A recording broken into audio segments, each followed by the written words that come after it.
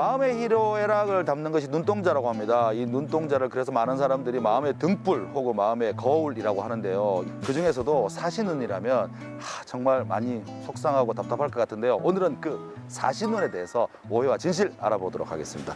선생님, 눈은 뇌의 일부다 이런 말이 있더라고요. 그렇다면은 일부가 된다면은 아이가 태아, 그러니까 엄마의 몸속에 있을 때 변형이 돼야 된다는 이야기인데 이게 말이 안 되는 이야기 아닙니까? 눈은 뇌의 일부다라는 말은 부분적으로는 맞다고 할 수도 있습니다. 아시다시피 그 눈알 자체는 뇌의 일부가 변형되어서 생긴 것은 아니고요. 아기가 이제 엄마 뱃속에 있을 때 신경판이라고 하는 다른 세포에서부터 애시당초 생기는 기관이기 때문에 뇌의 일부는 아니지만 어차피 사람이 눈알을 통해서 들어온 빛이 결국 보인다라고 인식을 하려면 그 시신경이라고 하는 네, 맞아, 다른 맞습니다.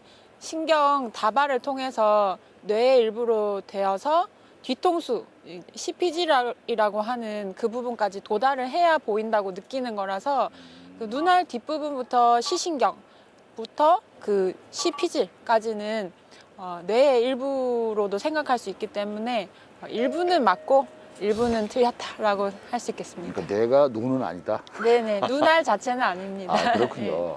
그런데 저는 오른손잡이입니다. 어떤 분들은 왼손잡이가 있고 이렇게 손도 이렇게 좌우가 있지 않습니까? 그런데 눈도 네.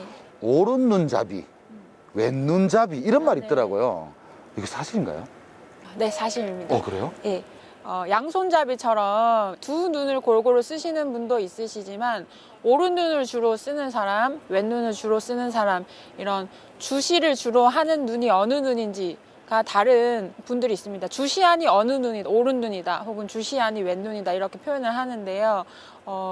예를 들어서 사람의 시력이 양쪽이 약간씩은 다른 경우가 많지 않습니까? 그 중에서 멀리 볼 때 조금 더 선명하게 보이는 잘 보이는 눈으로 주로 물체를 보게 되니 그 눈이 주시안이 될 확률이 많아서 오른눈잡이, 왼눈잡이, 즉 주시안이 오른쪽이다, 주시안이 왼쪽이다 이렇게 있습니다.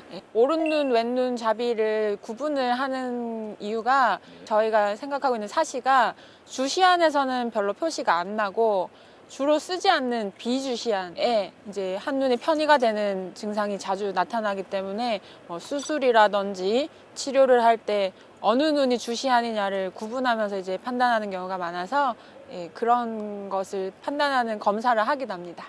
어느 눈이 주시안인지 이런 그러면 이제 주시안이 아닌, 그러니까 오른 눈잡이라면은 왼눈에 사시 표시가 많이 날 수 있습니다. 아, 그렇군요.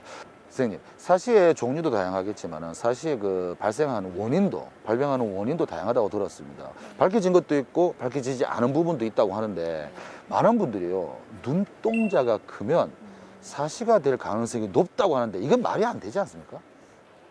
네, 그것은 옳은 말은 아닙니다. 아, 그렇죠? 아닙니다. 왜냐하면 우리가 보통 생각하는 눈동자라고 하는 부분은 이 하얀 결막 말고 까만 각막 부분, 홍채가 보이는 까만 부분을 눈동자라고 하는데 다른 분들보다 이제 좀 큰 분들이 있습니다. 근데 그게 크다고 해서 두 눈의 초점이 달라서 생기는 질환인 사시가 유발되지는 않기 때문에 눈동자가 큰 사람은 사시가 발생할 확률이 높다는 틀린 말입니다.